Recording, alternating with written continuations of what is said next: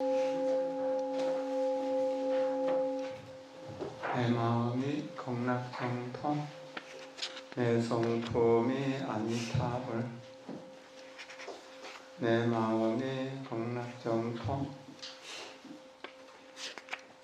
내 성품이 아니타불. 내 마음이 극락정통 내 성품이 아니타불.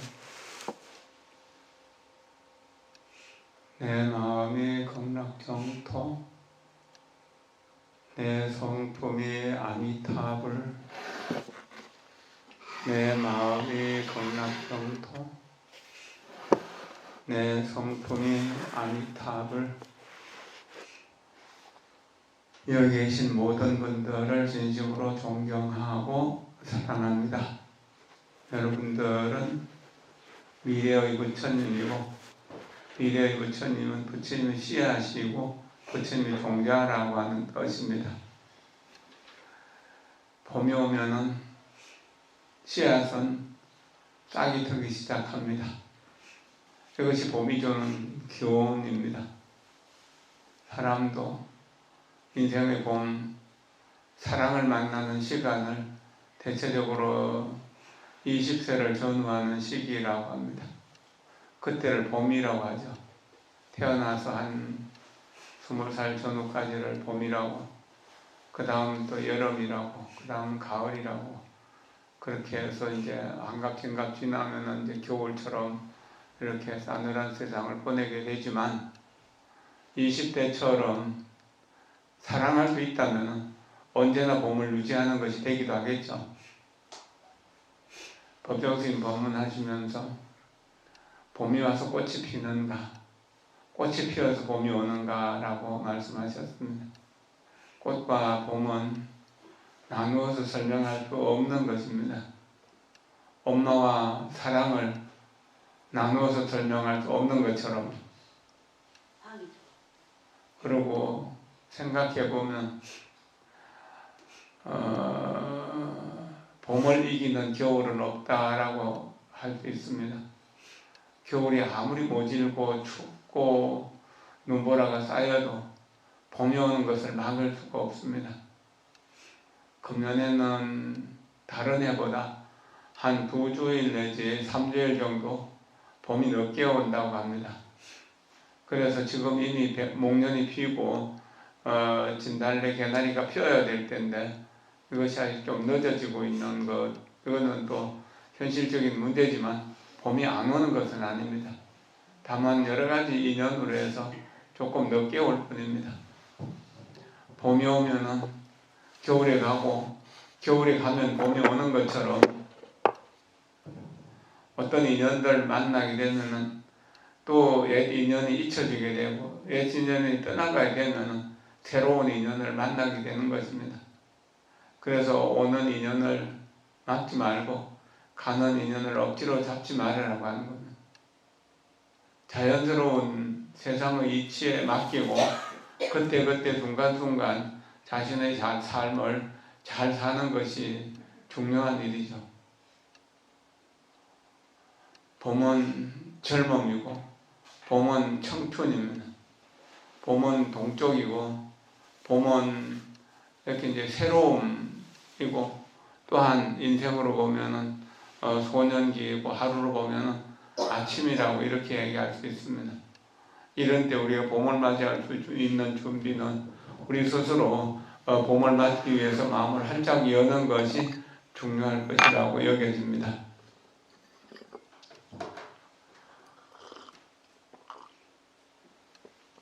몇 달 동안 이 교재를 공부를 못했죠. 어디부터 해야 되는지도 모를 정도로 많이 시간이 지났습니다. 깨어있는 의식으로 함께 사는 법, 이거 공부했었나요?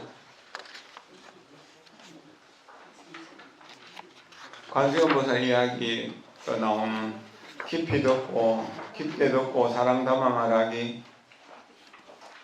이것도 했나요? 이제 안 했나요? 안 했어요. 네, 이게 이제 이야기가 좀 길어가지고 이야기를 못 했는데,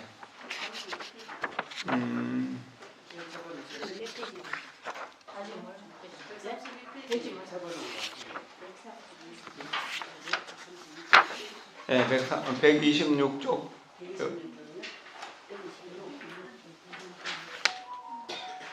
여기부터 해야 되죠. 네, 오늘은 부처님 출가하신 날입니다. 여러분들이 좋아하는 권력 다 버리시고, 여러분들이 좋아하는 돈 다 버리시고, 또 사랑하는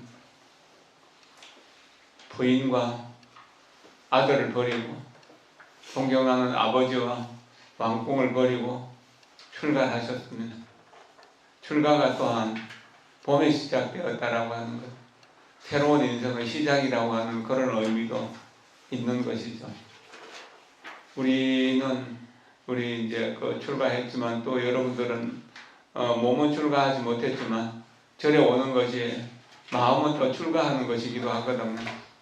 그 출가는 하나를 버리고 하나를 얻는 것이다.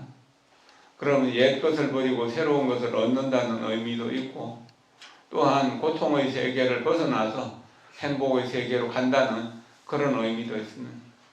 행복의 세계로 간다는 그런 의미를 생각하면서 출가의 의미를 좀 더 새겨봤으면 좋겠습니다. 126쪽, 오늘은 좀 길지만 좀 읽어가도록 하겠습니다. 대다수의 미국의 대학들에는 커뮤니케이션 기술이라 불리는 학과목이 개설되어 있습니다. 거기서 무엇을 가르치는지는 잘 몰라도 바라건대 그 과목에 깊이 듣고 사랑을 담아 말하는 법이 들어있었으면 합니다. 이것은 커뮤니케이션 기술을 발전시키려 한다는 날마다 행해야 할 덕목입니다. 베트남 속담에 다음과 같은 것이 있습니다. 말 한마디 상냥하게 하는 데는 돈 한 푼 들지 않는다. 그저 단어 하나만 신중히 선택해도 우리는 충분히 다른 사람들을 행복하게 해줄 수 있습니다. 우리가 말을 하고 듣는 태도에 따라 다른 사람들이 기쁨과 행복, 자신감, 희망, 신뢰, 깨달음 같은 것을 얻을 수 있습니다. 인류 역사상 지금처럼 여러 가지 커뮤니케이션 수단이 존재했던 적이 없었습니다. 텔레비전과 라디오, 전화, 팩스, 이메일, 전 세계를 관통하는 정보통신망 등등, 그럼에도 불구하고 우리는 여전히 고립된 섬으로 남아 있습니다. 가족들 사이의 커뮤니케이션도, 사회나 국가의 구성원인 개인들끼리 커뮤니케이션도 또한 거의 이루어지지 않고 있습니다. 세상에는 너무도 많은 전쟁과 갈등이 존재합니다. 이제 우리는 다시 커뮤니케이션의 문을 열 방법을 찾아야 합니다. 사람들 사이의 소통, 의사소통이 불가능해진다면 우리는 병이 날 것입니다. 그리고 병으로 괴로워하며 스스로의 고통을 다른 사람에게도 전염시킬 것입니다. 우리는 이야기에 귀를 기울여주는 대가로 정신과 의사에게 돈을 지불합니다. 그러나 정신과 의사 또한 문제를 지닌 인간에 지나지 않습니다. 참 안타까운 일이죠. 자기의 고통을 하소연할 곳이 없다. 내 이야기를 들어줄 사람이 없다. 말하고 싶은 사람은 많은데 들어줄 기는 부족하다. 이럴 때 우리가 다른 사람 이야기를 들어주는 것, 이것은 특히나 좋은 일일 것입니다. 젊은 사람들이라면 나이 드신 분들의 이야기를 들어주는 것, 말벗 도움이라고 하는 이런 이제 봉사도 있는데, 이야기를 들어주는 것도 하나의 좋은 말벗 도우미가 될 것입니다. 들어주다가, 침묵하고 들어주다가 한마디 좋은 이야기를 하면 거기에 공감을 해준다면 좋은 이야기에 힘이 실리게 될 것이고, 그럼 두 사람 사이에 커뮤니케이션, 대화가 원만하게 이루어질 수 있을 것입니다. 요즘은 부모와 자식이 만나기도 힘들어가지고 엄마가 자식에게 뭐 전달할 일이 있으면 휴대폰 문자로 보내고, 뭐 자식도 늘 그런 식으로 한다고 합니다. 이런 식으로 된다면은 이게 이제 그 가족이라고 하는 의미가 너무 약한 것이죠. 한 식구라고 한 소처의 밥을 함께 먹는다는 것, 시간도 같이 하고 공간도 같은 자리에서 함께 사는 것을 가족이라고 하는데, 지금 가족들이 함께 모이는 것을 일부러 나를 받아야 될 것이 정도로 되어 있고, 또는 토요일이나 일요일 되어도 할머니나 할아버지들은 외롭게 혼자서 밥을 먹는 경우들도 너무 많이 있다고 합니다. 이게 참 안타까운 일인데, 이것이 오늘의 문제인데 이것을 어떻게 봐야 될 것인가, 어떻게 받아들일 것인가. 여기에서 우리가 사랑을 나누는 그런 방법을 갖는 것은 굉장히 좋은 일이죠. 사랑을 함께 나눈다면 모이는 일이 즐거운 일이 될 것이고, 즐거운 일이 되면은 자주 모이게 될 것입니다. 어느 날 프랑스령 알프스 지방에 있는 카르마링이라는 명상센터에서 있었던 일입니다. 나는 아이들에게 마음속에 고민이 생길 때마다 친구나 부모에게 가서 그 고민에 대한 이야기를 나누라고 했습니다. 아이들도 어른과 마찬가지로 고민을 하고 괴로워합니다. 그들 또한 외로움, 단절감을 느끼며 속수무책으로 절망에 빠질 수 있습니다. 그래서 그렇게 괴로울 때 어떻게 마음을 터놓고 이야기해야 하는지를 가르쳐줘야 하는 것입니다. 배우자가 우리에게 언짢은 말을 해서 마음의 상처를 받았다 가정해 봅시다. 그 자리에서 대꾸를 한다면 상황을 더 나쁘게 만들 우려가 있습니다.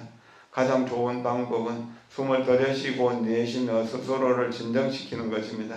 그렇게 해서 마음을 충분히 가라앉히고 나면 다음과 같이 말합니다. 당신이 방금 한 말이 내 마음을 다치게 했어요. 난 그 말을 깊이 되새겨 보려고 해요. 당신도 그 말을 깊이 되새겨 보길 바라요. 그리고 나서 금요일 저녁에 함께 이야기를 해보기로 약속합니다. 한 사람이 고통의 뿌리를 들여다보는 것은 좋은 일입니다. 두 사람이 그렇게 하면 좀 더 좋습니다. 그리고 두 사람이 함께 그것을 들여다보는 것이 가장 좋습니다. 금요일 저녁을 말한 데에는 두 가지 이유가 있습니다. 첫째는 아직 우리 마음에 상처가 남아있기 때문에 그 자리에서 이야기를 시작하는 것이 위험합니다. 상황을 악화시킬 이야기를 할 수도 있기 때문입니다. 지금 이 순간으로부터 금요일 저녁까지 자신이 느끼는 고통의 본질을 깊이 들여다봅니다. 상대방 또한 그렇게 합니다. 운전을 하면서 그는 스스로에게 질문을 던질지도 모릅니다. 무엇이 그리 심각한가? 그녀는 무엇 때문에 그렇게 화를 냈을까? 이유가 있을 거야.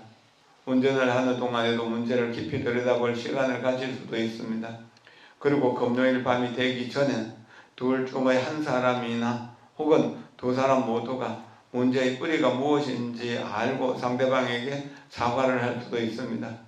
그렇게 해서 두 사람은 금요일 밤에 함께 차를 마시며 즐거운 시간을 갖게 되는 것입니다. 일단 약속을 해놓으면 두 사람 모두 마음을 가라앉히고 문제를 깊이 들여다볼 시간을 갖게 됩니다. 이것이 곧 명상수행입니다. 명상이란 마음을 가라앉히고 우리가 지닌 고통의 본질을 깊이 들여다보는 것을 말합니다. 이해하는 만큼 사랑할 수 있고 사랑하는 만큼 행복해집니다. 이해는 다른 사람을 깊이 있게 관찰하면서 그 사람 이야기를 귀 기울여서 들을 때 생길 수 있는 일입니다. 깊이 사유하는 것을 통해서 깊이 이해할 수 있습니다. 그러나 요즘 정보가 너무 많이 쏟아져 나오고 정보를 따라가기 급해서 깊이 사유하는 이런 습관들이 익숙해지지 않았습니다. 그래서 그냥 흘러가는 이야기로 그치고 내 이야기만 고함을 지르듯이 전달할 뿐이고 남의 이야기를 들으려고 하지 않습니다. 특히나 정치권에 있는 사람들은 자기 기능 꽉 막고 남의 자기 입만 열어서 웅변을 하듯이 토해내기만 합니다.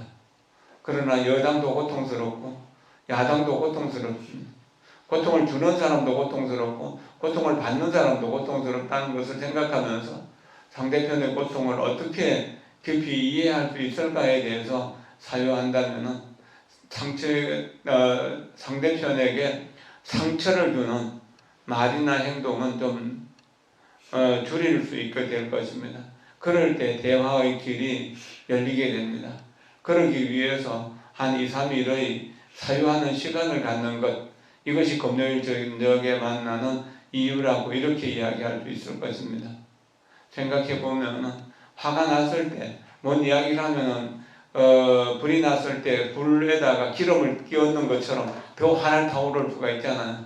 그때는 가능하면 말을 참고 혼자 숨을 들여쉬고 내쉬면서 마음에는 평화, 얼굴에는 미소, 마음에는 평화, 얼굴에는 미소, 마음에는 평화, 얼굴에는 미소 하면서 숨을 들여쉬고 내쉬는 것을 깊이 관찰하면서 한 15분에서 20분 정도 고요한 방에 혼자 앉아 있거나 아니면은 숲속이나 바닷가에 가서 천천히 걷는 것도 좋을 것입니다.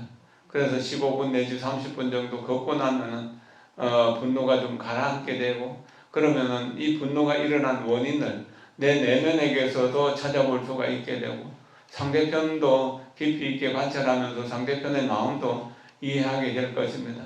상대편이 화가 나게 했던 이유를 알게 되면은 그 사람을 용서할 수 있고 사랑할 수 있습니다. 그래서 이해하는 만큼 사랑할 수 있고 사랑하는 만큼 용서할 수 있다라고 하는 겁니다.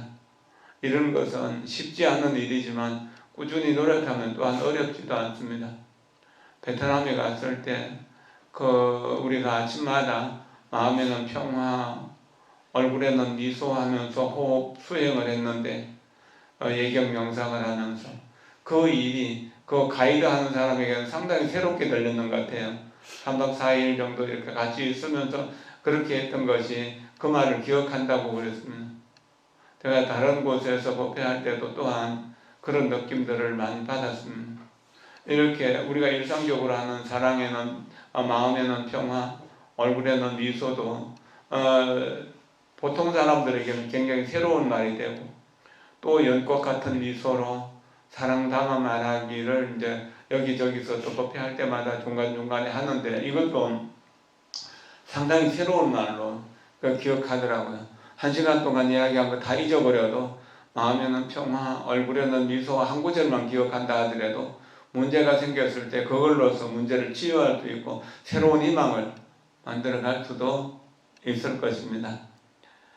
가족이나 사회의 구성원 하나와 문제가 있어서 그와 함께 있는 것이 도무지 즐겁지 않다고 가정해 봅시다.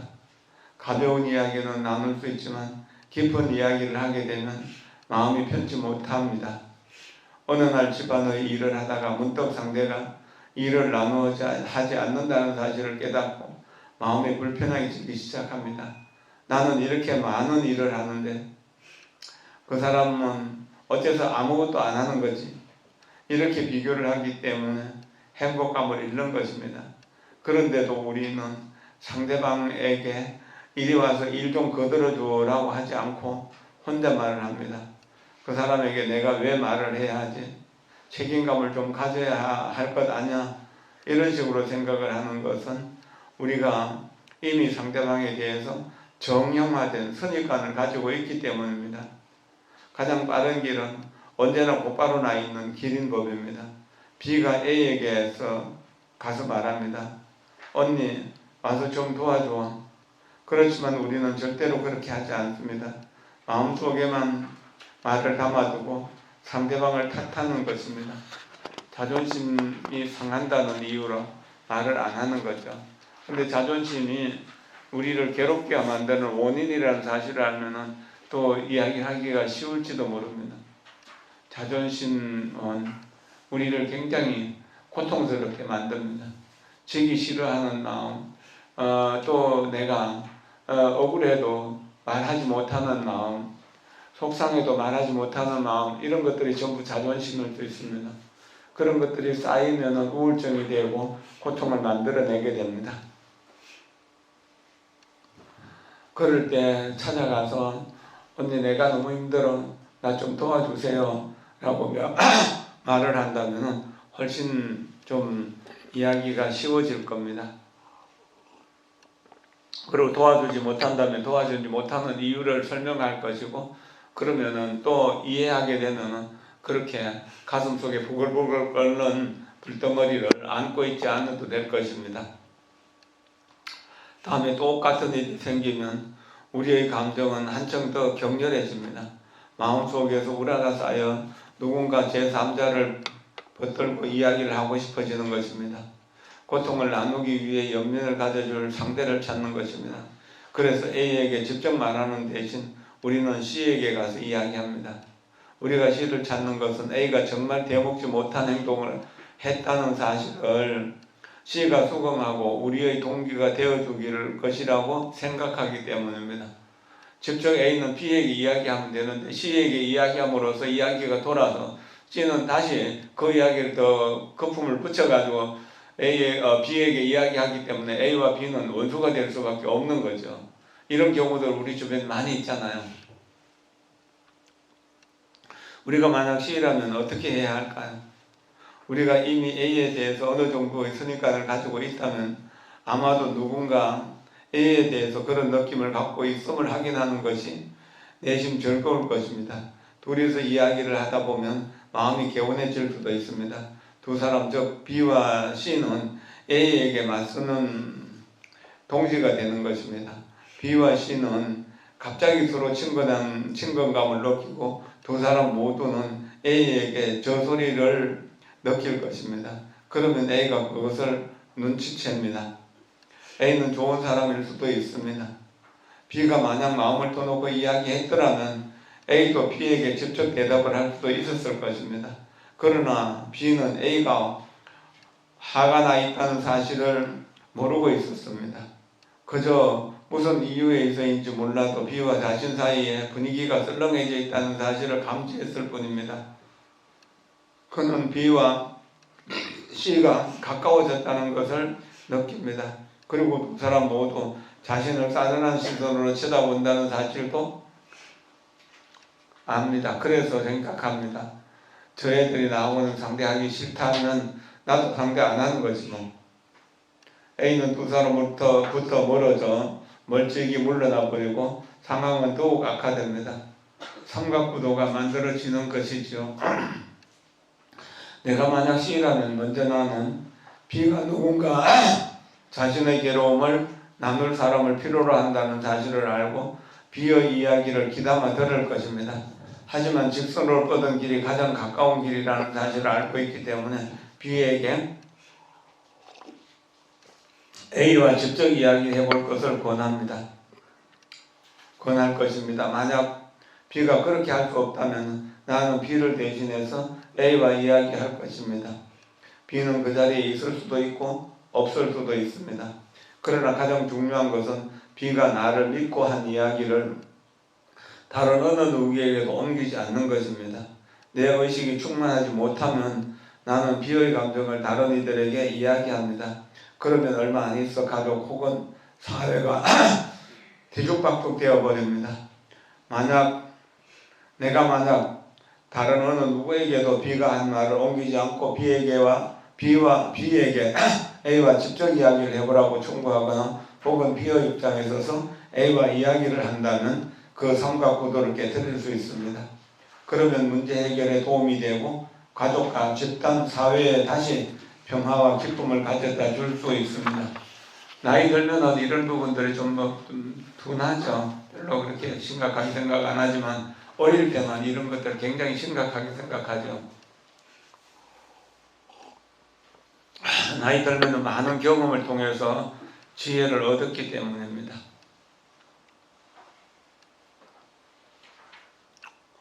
집단 속에서 한 사람이 다른 누군가와의 사이에 문제가 생길 것 같을 때는 곧바로 도움을 줘야 합니다. 시간을 끌면 끌수록 문제를 풀기가 점점 더 어려워질 것이기 때문입니다. 도움을 주는 가장 좋은 방법은 마음을 담아 이야기하고 귀 기울여 들어주는 것입니다.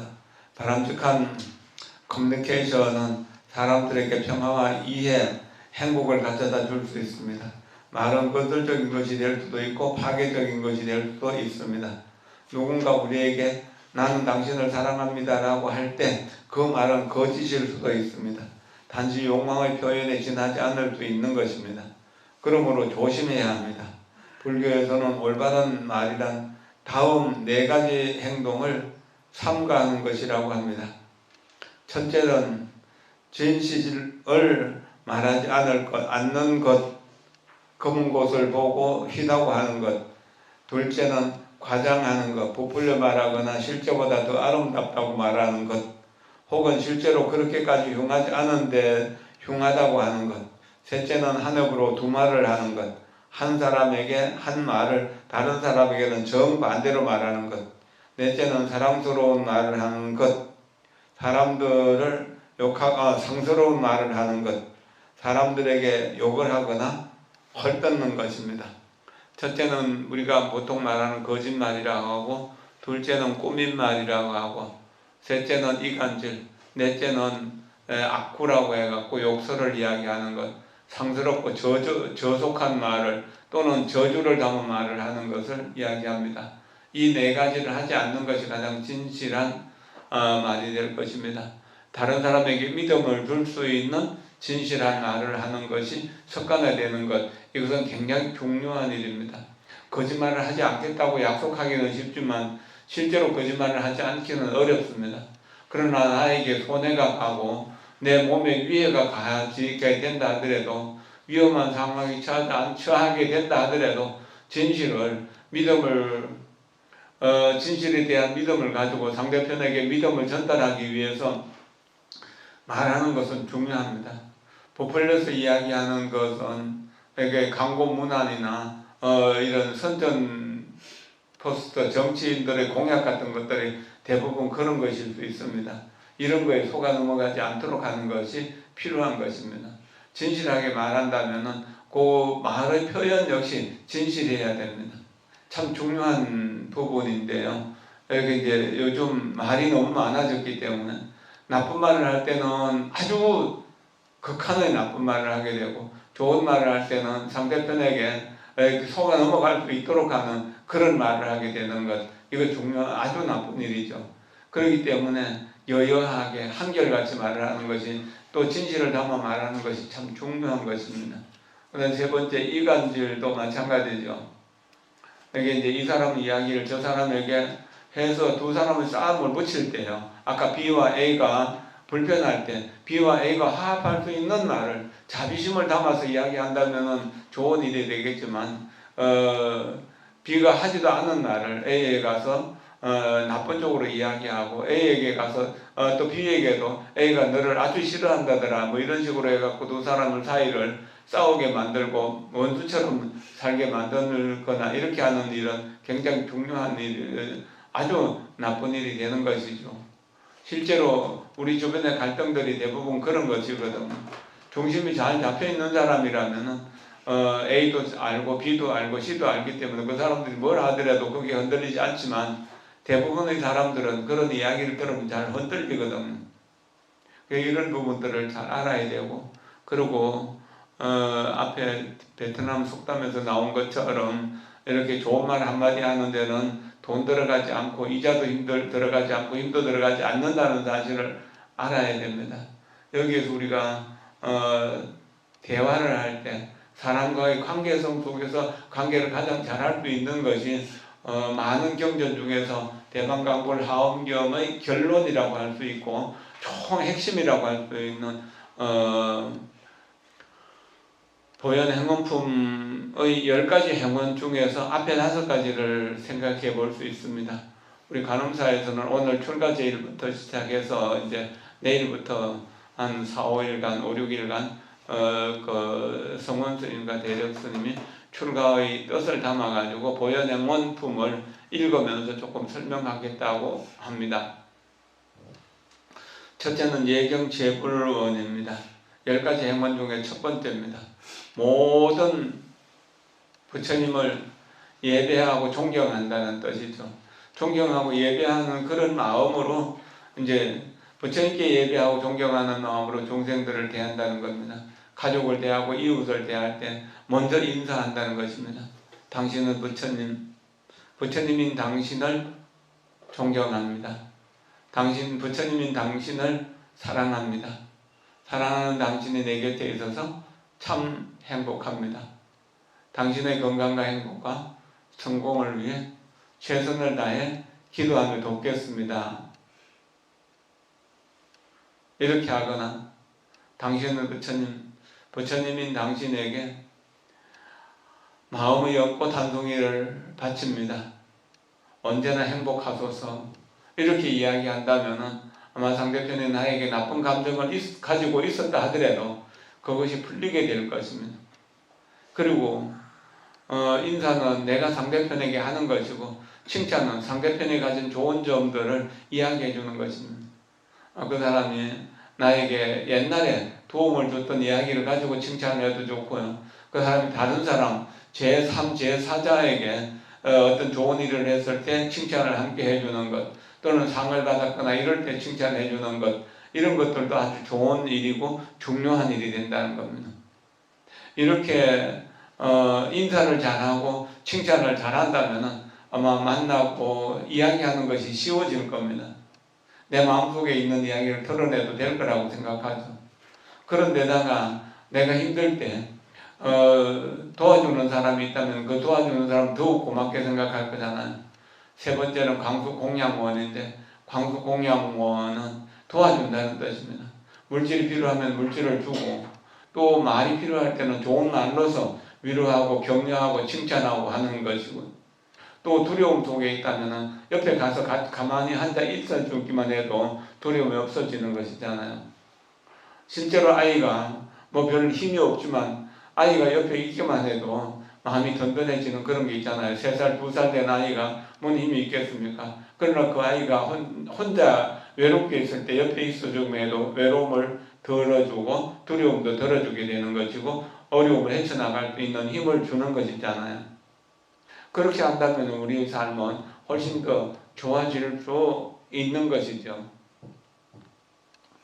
그리고 이간질하지 않는 것은 한결같은 말을 하는 것입니다. 봄, 여름, 가을, 겨울로 이 세상은 끊임없이 변하지만 그래도 이 세상은 그대로잖아요. 봄에 새싹이 나고 여름에 무성하고 가을에 단풍이 들고 겨울에 눈이 내리고 앙상한 나뭇가지가 바람에 흔들린다 하더라도 산은 변하지 않는 것, 늘 파도치고 있지만 바다는 변하지 않는 것처럼 순간순간은 흔들린 듯 하지만 마음의 근원은 전혀 움직이는 것이 아니라는 사실을 안다면 남의 말에 흔들리지도 않을 것뿐만 아니라 남을 흔들 수 있는 그러한 이간질이나 이런 감정을 부추기는 말들을 하지 않게 될 것입니다. 그리고 말을 할 때 우리가 귀한 보석은 귀한 그릇에 담잖아요. 그리고 맛있는 음식을 만들면은 좋은 그릇에다가 담아서 내잖아요. 이런 것처럼 내가 하는 내 생각이라고 하는 보석을 남들에게 줄 때 보석 같은 그릇, 황금 그릇이라든지 다이아몬드 그릇에 담아준다면 훨씬 더 가치가 있는 것이잖아요. 말에 풍요가 있고 말에 품격이 있는 그런 말을 하는 것이 중요한 것입니다. 저속한 말, 상스러운 말, 욕설 이런 것, 또 저주가 담긴 말, 이런 건 쓰레기와 같은 말이잖아요. 그 쓰레기와 같은 말, 쓰레기와 같은 그릇에 내 생각을 담아갖고 전달한다면 어떻게 내 말이 제대로 전달될 수 있겠습니까? 아무리 좋은 것이라도 쓰레기통에 담으면 쓰레기가 되는 것이잖아요. 그러니까 좀 품격 있는 말을 쓰는 것을 늘 습관화한다면 훨씬 삶이 좀 더 좋은 삶이 될 수 있을 것입니다. 그래서 진실한 말로서 믿음을 주고 또 진실한 말로서 부풀리지 않도록 이야기하는 것, 남을 속이지 않는 것이죠. 그리고 그것이 남에게 속지 않는 일이 되는 것입니다. 그리고 세 번째는 한결같은 말로서 말에 흔들리지 않을 뿐만 아니라 내 말로 다른 사람을 흔들지 않도록 하는 것, 감정을 부추기지 않도록 하는 것이죠. 네 번째는 품격 있는 말, 가치 있는 날, 아름답고 좀 더 부드러운 말, 자비로운 말을 습관하는 것이 중요한 일입니다. 말을 잘하는 진언을 전화기 옆에 써놓고 또는 집안 곳곳에다가 써붙여놓고 그것을 명상하는 것도 좋을 것입니다. 합장하고 따라서 해봅니다. 내 말이 이해와 사랑을 창조하게 하소서. 내 말이 보석처럼 빛나고 연꽃처럼 아름답게 하소서. 내 말이 이해와 사랑을 창조하게 하소서. 내 말이 보석처럼 빛나고 연꽃처럼 아름답게 하소서. 내 말이 이해와 사랑을 창조하게 하소서. 내 말이 보석처럼 빛나고 연꽃처럼 아름답게 하소서. 네, 이 진언을 늘 생각하십시오. 그리고 전화벨이 울릴 때 그것을 한 번, 두 번, 세 번쯤 생각하고 말을 하게 된다면 말을 잘할 수 있게 될 것입니다. 말은 건설적인 것이 될 수도 있고 파괴적인 것이 될 수도 있습니다. 누군가 우리에게 나는 당신을 사랑합니다 라고 말할 때 그 말은 거짓일 수도 있습니다. 그런데 거짓말을 할 때 듣는 사람은 그건 거짓말로 받아들이지 못하고 거기 속아 넘어가는 경우들이 많이 있습니다. 이것이 치정으로 인해서, 사랑으로 인해서 여러 가지 문제와 갈등이 생기는 원인이 되는 것이죠.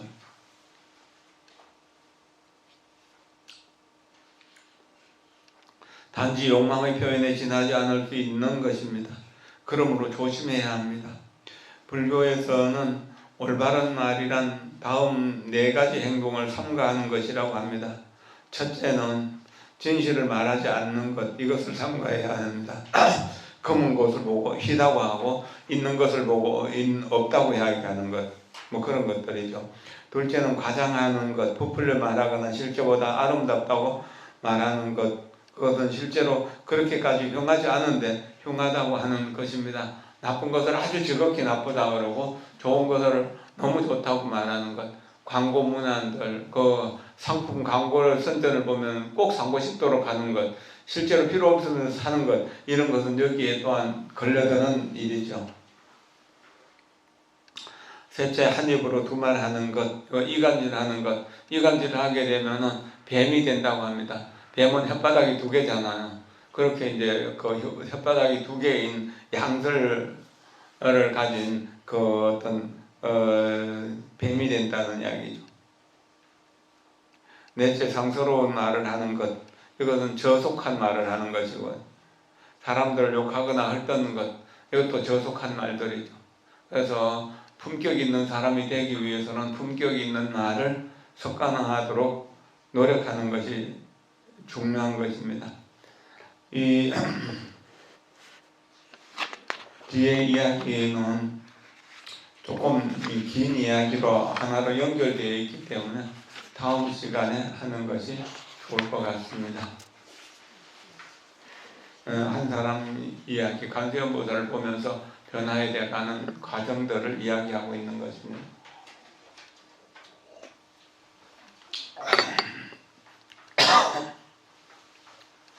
앞에 나왔던 이야기 중에 이런 것 있잖아요. 베트남에서 잘 알려진 이야기라고 그러죠. 한 남자가 청년 시절에 정말 건실하게 잘 살면서 한 여자를 사랑하게 됩니다. 그러다가 이제 사랑이 익어서 결혼을 하게 되고, 결혼하고 이제 얼마 정도 지나서 아들은 전쟁에 끌려가게 됩니다. 그 3년 동안 전쟁에 있는 동안 편지를 주고받고 하면서 사랑을 나누었지만 그래서 이제 나중에 오해 때문에 불행하게 되는데, 여기 3년간 공무를 마치고 집에 돌아옵니다. 아내도 너무 좋아하고 남편도 너무 좋아해서 반갑게 해서 내가 오랜만에 죽음의 전쟁터에서 돌아왔으니까 이제 그 조상님의 제단에다가 내가 제사를 모셔야겠다라고 하면서 아내 보고 과일도 좀 사오고 시장을 좀 가오라고 그랬습니다. 그 시장을 보러 간 사이에 3살 먹은 아이가 있었습니다. 태중내가 있던 아이가 아빠가 전쟁터에 있는 동안에 이제 태어나고 자랐기 때문에 아빠의 얼굴을 모르는 상태였죠. 그렇게 해서 이제 아이가 예쁘고 또 이제 잘생겼으니까 아이에게 내가 너의 아빠다, 너의 아빠다라고 이야기하니까 아이가 말하는 겁니다. 아니요, 당신 아저씨는 나의 아빠가 아니에요. 우리 아빠가 아니에요. 우리 아빠는 밤마다 찾아와요. 엄마가 앉으면 앉고, 엄마가 누우면 함께 눕고, 엄마가 이야기하면 함께 이야기해요. 그 아이의 말을 듣고 아내를 오해하기 시작했습니다. 그래서 아내가 왔을 때 왜 그러냐고 물어봤거나 아니면 다른 뭐 이렇게 이야기를 대화를 했었으면 괜찮을 텐데 아주 싸늘하게 식어버렸습니다. 제단에다가 과일을 차려놓고 제사 준비가 끝나고 돗자리를 깔아놓으니까 혼자서 절을 하고 아내가 절을 하려니까 당신은 여기 절할 자격이 없어 하면서 돗자리를 걷어버리고 그때부터 남편은 꽁꽁 얼어붙어서 아예 말도 안 하고 또 이제 날만 새면 또 술집에 가서 세월을 보내면서 이제 아예 그 아내와 이야기를 안 하려고 하고 아내도 왜 그런지 모르는 상태에서 이렇게 하니까 너무 얼어붙게 된 거죠. 그렇게 해서 아내가 참지를 못하고 나중에 한 3, 4일 지나고 난 뒤에 강에 빠져가고 죽어버렸습니다. 아내의 지치를 건져서 화장을 하고 이렇게 이제 그 장례식을 치르고 나서 집에 들어오니까 날이 어두웠어. 그 날이 어두워지니까 이제 불을 켜죠. 불을 켜니까 아이가 말했어요. 아빠가 와요, 아빠가 와요. 뭐 어떠신가 알아보니까 자기 그림자를 보면서 남편이라고 생각하면서 살면서 외로움이나 어려움을 하소연하면서 그렇게 세월을 보냈다는 것이죠. 아이에게 저 그림자가 아빠다라고 이야기합니다. 그런데 아이는 그것을 그대로 거짓들었었고 또 아빠는 그 말을 오해했던 것입니다. 오해로 인해서 신혼 가정이 파탄이 나고 그동안 얼마나 죄책감 속에서 힘들게 아이를 키우고 아이 역시 그 일로 인해서 엄마가 죽게 됐다는 사실 때문에 평생 얼마나 고통스러웠겠습니까? 우리가 말 한마디를 잘못하고 말 한마디를 잘못 전달함으로 인해 가지고 생기는 어려운 문제들이 우리 주변에 참 많이 있습니다. 좋은 말을 하는 것은 돈 들이지 않으면서 공덕을 지을 수 있는 아주 중요한 일이고 가치 있는 일이고 훌륭한 일일 것이라고 여겨집니다. 좋은 말로서 봄을 아름다운 봄을 더욱 아름답게 만들어 갔으면 좋겠습니다. 꼭 출가는 하지 않을까 하더라도 출가의 뜻을 생각하면서 고통의 세계를 벗어나서 행복의 세계를 가는 법을 우리가 사랑하는 법을 배우는 그러한 사랑의 가르침으로서 찾아갔으면 좋겠습니다.